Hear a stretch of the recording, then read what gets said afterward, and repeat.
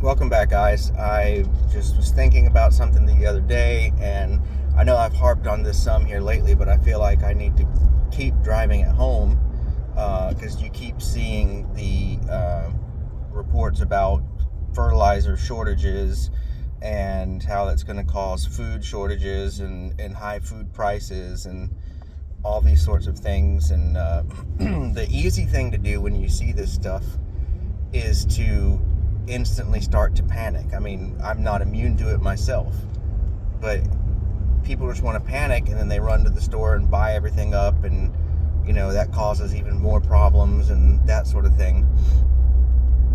But I was just thinking the other day, like, why is it that people instantly want to do that? Like, part of the problem with these food shortages and all that stuff is that we're so dependent on mega corporations to feed us and supply us and all this sort of stuff, and the government as well. Why not take that power back into our own hands? Why don't we? And this can be done in so many varieties of ways. There's a lot of people that say, well, I can't grow a garden or anything like that because I live in an HOA and they don't allow you to grow gardens. Well, you need to look into that more and see what exactly they mean, because I know there's some HOAs that you can't just grow a big garden in the ground, but you can have flower beds, you can have potted plants, you can have plants in containers, and as long as you keep them well groomed and not let them run all over the place, they don't say anything. Especially if it's not, particularly visible from the road or from neighbors and that sort of thing. So if that's the case, then why not garden in your flower bed? Why not, learn how to garden in containers?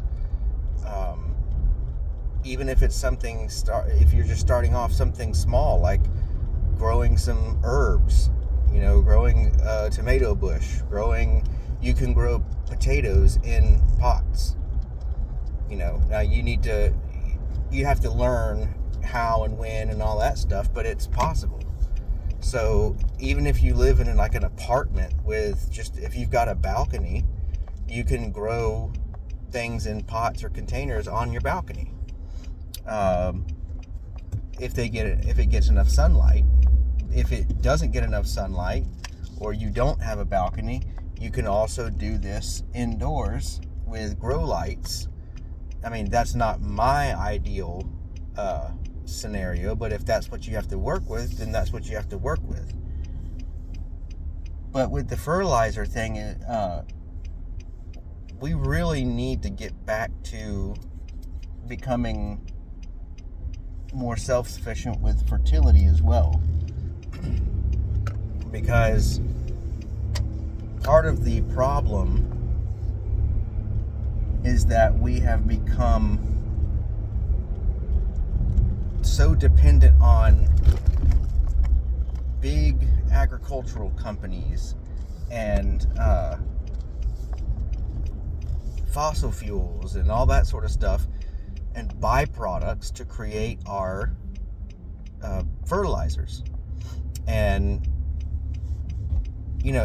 of course, if you can get chemical fertilizer, is a quick shot in the arm, right?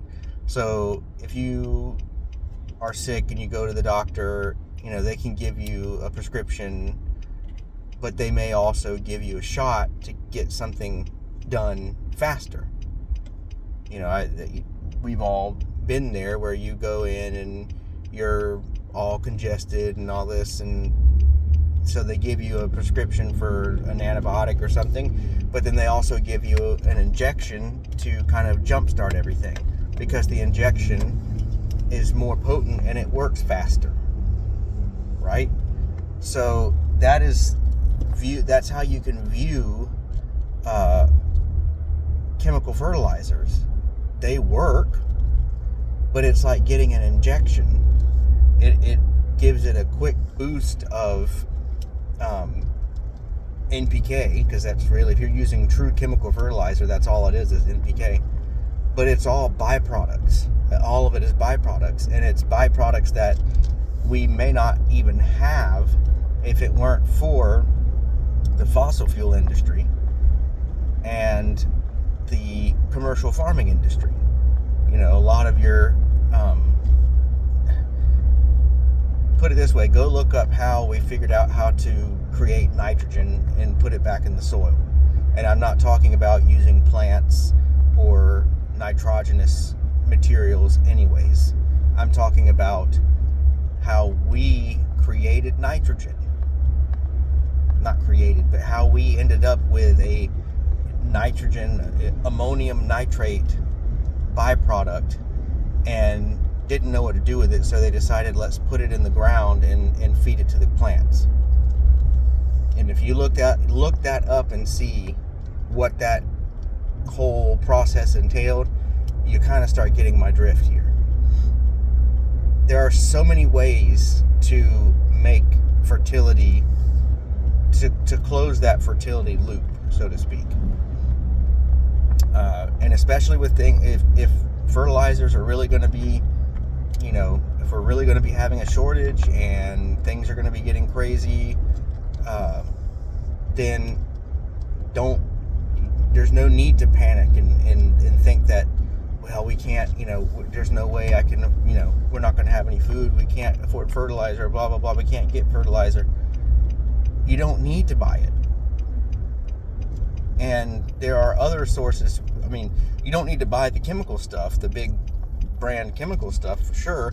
But then there are smaller companies that make fertilizers of various kinds that are still more readily available, even today. And we can work with those. Or we can start making it ourselves. One of the things that I think personally, and I don't think I'm alone in thinking this, I think that our modern agriculture has completely brainwashed people into thinking that you don't need, like, the soil does not matter. It's just somewhere for roots to grow. You know, we don't need to worry about soil health or anything like that. All it is something to hold on to the plant. Well, that can't be further from the truth.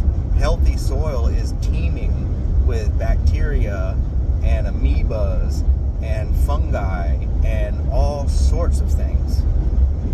And the interaction between the plants and those microorganisms create various micronutrients, and they exchange. You know, the plant needs something, so it has all of these bacteria and fungi and all that living around its roots, and so the plant needs a starch of some kind, so it will release from its roots, it will release this starch, and the bacteria there need that starch, and so it will consume that starch, and when it does that, it gives up some sort of, the byproduct of that from that bacteria consuming that starch is it gives up some sort of micronutrient, which then the plant roots absorb and give to the rest of the plant.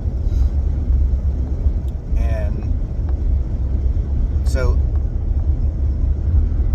soil health is a big, big deal, and it has, I think people are starting to wake up to that, and they're starting to see that, especially with the rise of permaculture and stuff like that. You're starting to see people come back to that, but it's also still got a long way to go, because people still tend to think that all you got to do, and again, this goes back to the how the ammonium nitrate was given back to the plants. Just look into that, and you'll see what I'm saying. We don't need to give the plants healthy soil. We don't need to give the plants micronutrients or anything like that. All they need is nitrogen, phosphorus, and potassium, and we can create it in this big factory using processes and using fossil fuels and, you know, byproducts of all these different things. And so that's what we need, and that's what will grow our plants. And we can just make it ourselves. And the thing is, it makes growing plants faster. So people grow more plants and grow them faster. But it's not the same. A lot of the plants that are dependent on these things had to be hybridized to be dependent on them. So if we get back to closing that fertility loop through composting, through, vermiculture, through different tenets of permaculture, through, the Korean natural farming and bokashi and all these different ways of re-inoculating the soil, then we don't, you don't need your bag of 10-10-10. And yes, it does take more work. Yes, it does take a longer, especially where I am, the soil is just pretty much sand. There's a school of thought that says you cannot improve this soil, so it's better to just use raised beds with bagged soil. And what you can do, and I'm doing, I've got some raised beds as well as doing stuff in the ground, and you don't have to always buy new bagged soil. You can, just refresh your soil, and, especially if you're vermicomposting. But so there's that school of thought of this soil is so bad you can't improve it, so we've got to just, bring in soil and do things in raised beds. But that's not completely true, because there are plenty of people, and you can go on YouTube and all the different social media sites and find these people that are in Florida that are doing regenerative agriculture and permaculture and syntropic agroforestry and things like that, and they are improving the soil here and making it to where it can support plants without using tons of fertilizer. Now, it is a longer process. It's a process. It takes a while, especially if you have really bad soil. And there's some spots in Florida where the soil is really, really, really bad, like trying to grow plants on a beach type scenario. But nevertheless, it can be done. It just takes more time. But whichever way you want to go doesn't really matter. You can go either way. But we can close that fertility loop, and we can start closing that dependency loop on food, and get to know local farmers and get to know local gardeners. And like I said, even if you just have a couple of pots and you grow a couple of tomato plants, start somewhere and get used to doing it, and you'll be surprised, especially if you learn how to be successful with it, you'll be surprised at how quickly you will get the hang of it and want to keep doing it. And then you'll start experimenting with other things. And I've got videos, there's other videos out there of people that are way smarter than I am, much more experienced, talking about what kind of plants we should be growing to feed our families in a total crisis situation. And I would recommend looking those videos up, because there are, you're not going to be able to subsist off of tomatoes, but it's a start. That's one of the things that I try to drive home to people all the time, is it's a start. You're not going to subsist off of tomatoes. No, you're not going to subsist off of lettuce. You're not going to subsist off of cucumbers. But it's a start. It's like, putting your toe in the water and getting used to it. It's a start. So you can start anywhere, anytime. Now you need to learn like seasonal growing and stuff like that.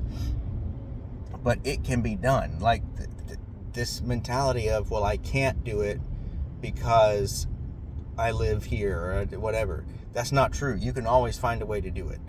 Well, it's not worth doing because you put all this money in and get 1 or 2 tomatoes out of. Well, there is a trial and error aspect of it where you're going to be losing money, but that's why I'm so big on learn to make your own fertility, and then you don't have to be spending money all the time buying all these inputs just to get a couple of tomatoes. You can, well, I had to buy the container, and I had to buy the soil, and I had to buy the seeds, but everything else I did on my own. And then once I had that container and that soil, I can just keep using it, keep replenishing it, and I don't have to keep buying it. And the soil improves over time by the different things that I'm adding. If you lived in an apartment, but you had a sunny enough balcony that you could grow some tomato plants, whatever it is you want to grow, you could buy the pots, buy the soil, and buy the seeds, and start growing. You can buy a little container. You can go on and actually find a composting container. If you have a lot of money, you can go on and buy one of those countertop composters. But you can buy any sort of container to put on your counter and start composting your food scraps. And then you're creating your own fertility, and then you can start adding that to your soil.